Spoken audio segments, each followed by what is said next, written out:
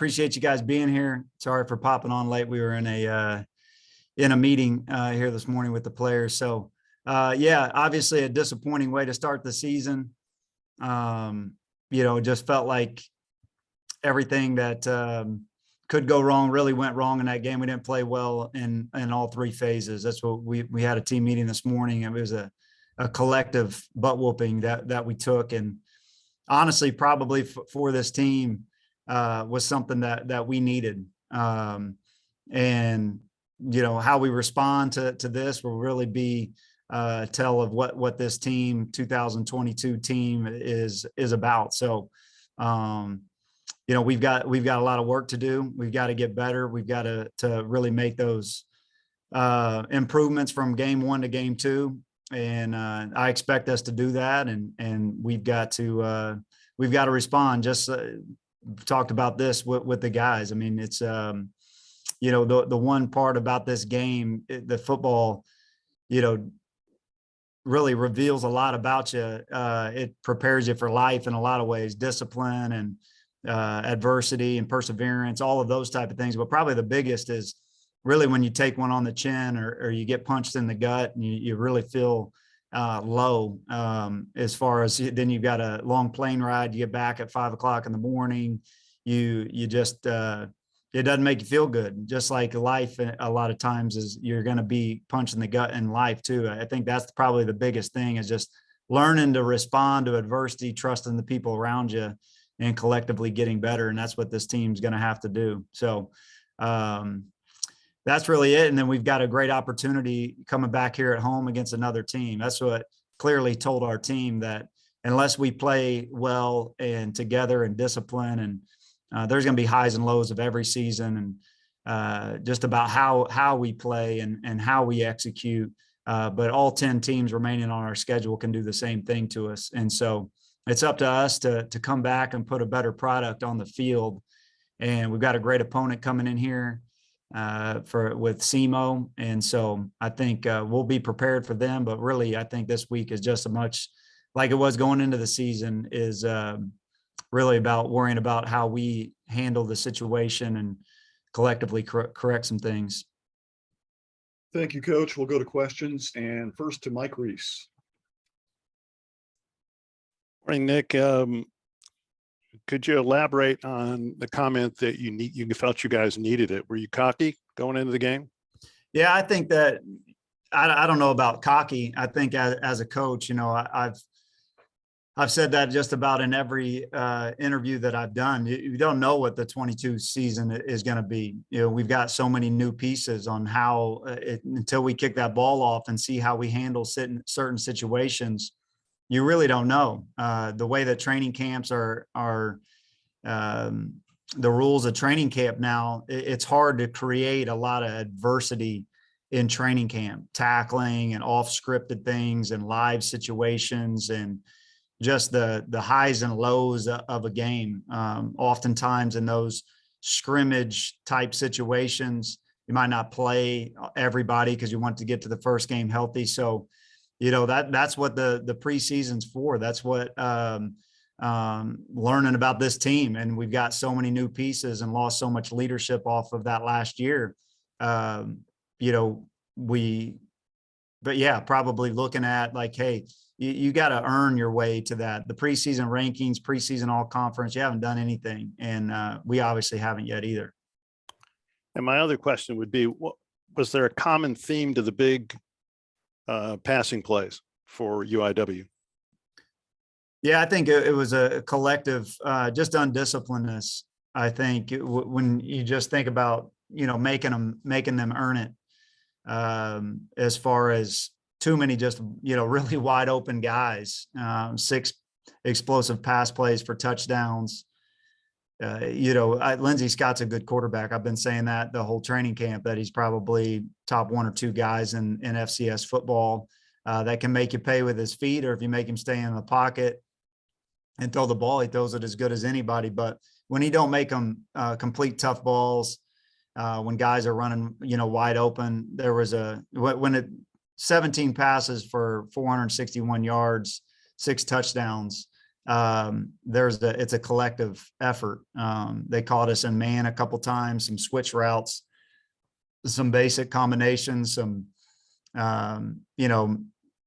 hitch and goes that are wide open. Just I think for our team, it's just the entire approach, and this team learning what it takes to be a good football team as their approach and what their mindset is and what they're focused on in game, how it's just play to play, and the humble approach that everybody can beat you. And if you're not doing your job on however many snaps there are in a game, then you can get exposed.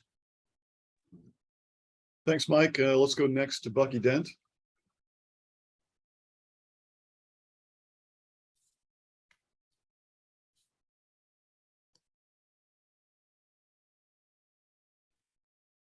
Bucky, do you have any questions? Yeah, I got you now. Sorry about it. Can you hear me, Nick? Yeah. All right.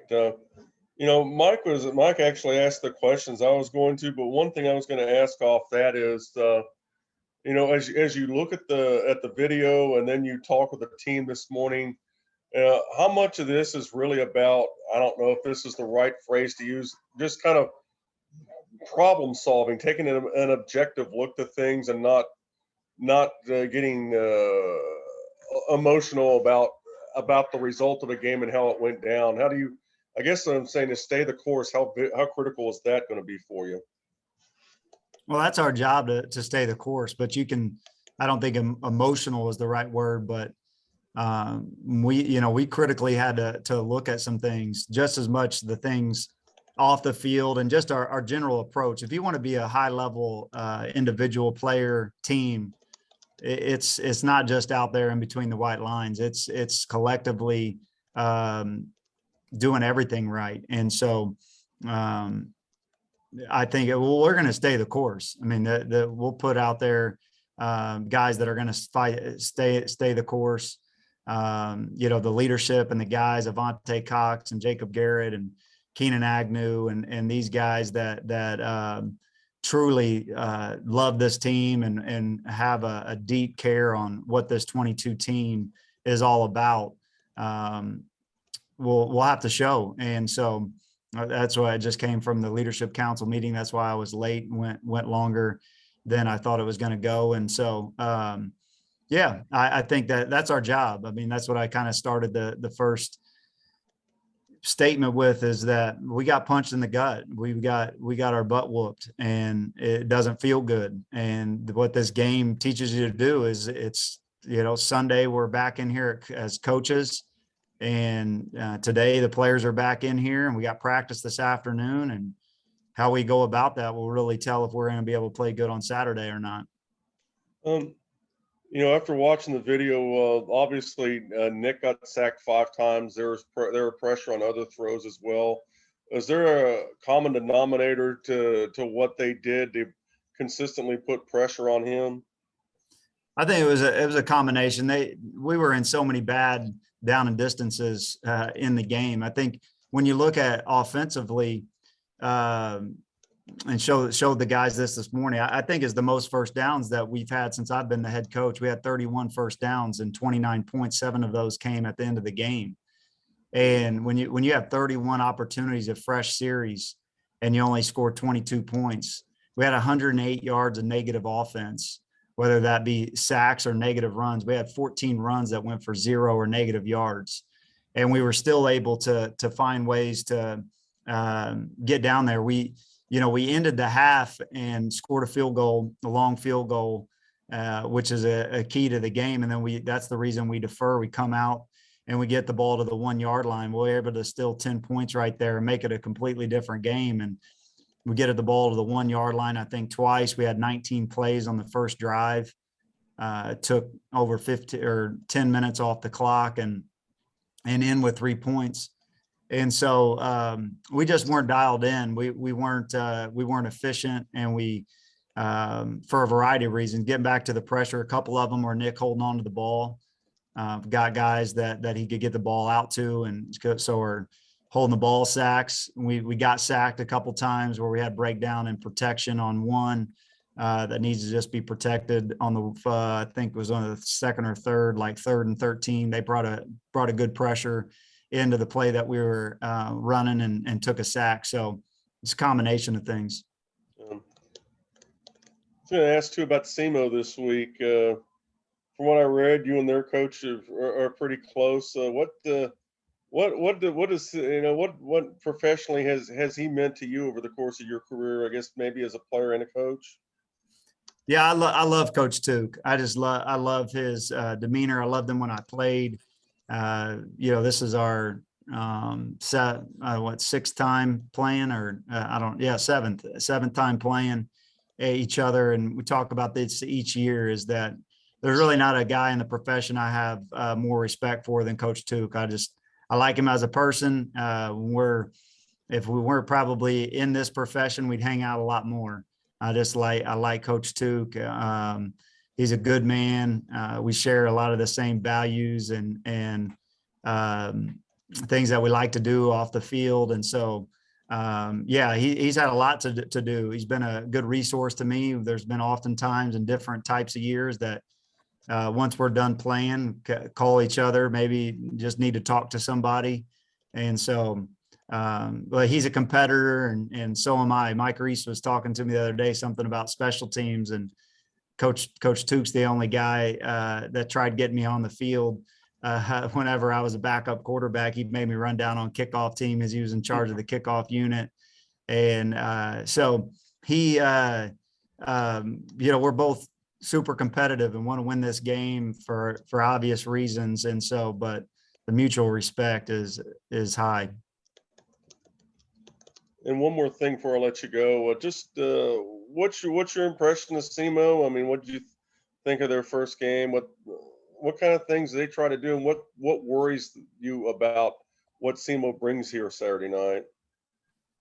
Yeah, I'm really just starting to really dive into them a lot. Obviously, we have a lot of familiar times of playing them, but each team is a little bit different. I've been able to watch the Iowa State game on both sides of the ball. I think the quarterback is a good player. I feel like they got a good transfer in him. Geno Hess is a good back, and I know the way that the game went. He didn't have the carries in that game. They got behind. They really went on the first half. I mean, that's a good football game. SEMO has a couple opportunities to capitalize, and I know that they probably wish they did, but they've got a good scheme. I think their offensive coordinator does a really good job year in and year out. And Coach Tuke, being a defensive-minded guy, has always played really good defense. So they're going to be tough and physical and just play good, sound football. And that's what we've got to be ready for. Thanks, Nick. Thanks, Bucky. We have about 10 minutes left on our Zoom, and let's go to a couple questions from Jake Siegel.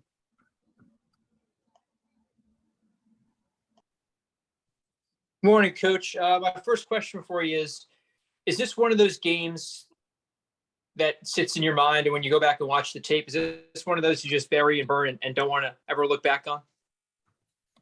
No, I don't think so. I've never had one of those games. You got to learn from these things. You might not want to watch it, or it doesn't feel good when you watch it, but you've got to take ownership of everything that you put out there and watch it with a critical eye and take ownership and grow from it and get better. If you just burn them and you're not going to learn the lessons that you need to learn. So we've watched the film a couple times, obviously as coaches, as a staff, and then with our players. And so what we do on Mondays is we bring them in the morning and we watch the game and recap that. And when they come back at 3:00 this afternoon, then we're talking about SEMO. So what exactly did you learn, or maybe did find out that maybe surprised you in week one? Kind of like all the things that I've talked about, and it's not recapping. I mean, offensively, defensively, we didn't play good in all three phases. We got plenty of things to work on. I think just like I said, there's things that all three phases, coaches, everybody that has to grow and learn from this game. The fact that you get a big rivalry game in week number 2, is that a good thing? Maybe you can kind of put this one past you a little bit quicker.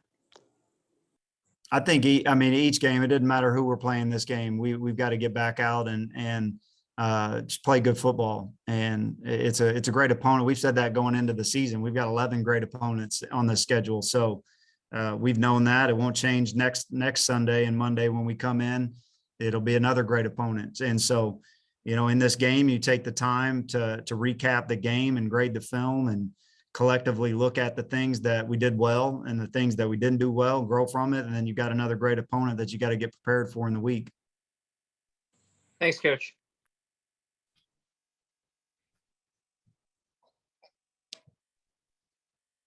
Thanks, Jake. Any other questions? For Yeah, Coach? Tom, I've got something if that's okay. Sorry. Absolutely. Go ahead, Todd. Yeah, Nick, thanks for making some time. And, there's been a lot of the things already answered, that how much you're going to work on and everything. And being a competitor, how much do you welcome being able to get right back on the field to make that improvement that you're talking about and getting ready for the big game?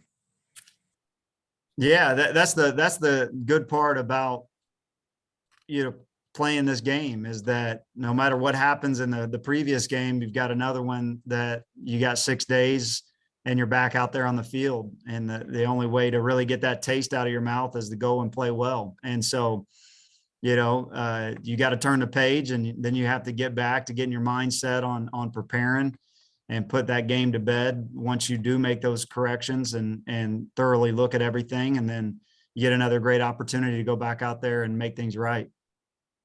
For a practice week like this, when you mentioned about making that improvement, do you adjust the way you would typically handle a practice in a game like that, or try to keep it as similar as possible? No, I think that our practice schedule is set to always, no matter what the game is there's time for everything that you need to do. I mean, on Mondays, there's some corrections and things that you got to look at, but then you got a whole nother scheme that you got to get these guys prepared for, that this team is going to do differently than the previous team. And so that's the way our practice is laid out. There's no need to panic or change a bunch of stuff up. I feel like your players see right through that. And so it's just going to be our normal schedule and normal preparation going into this week.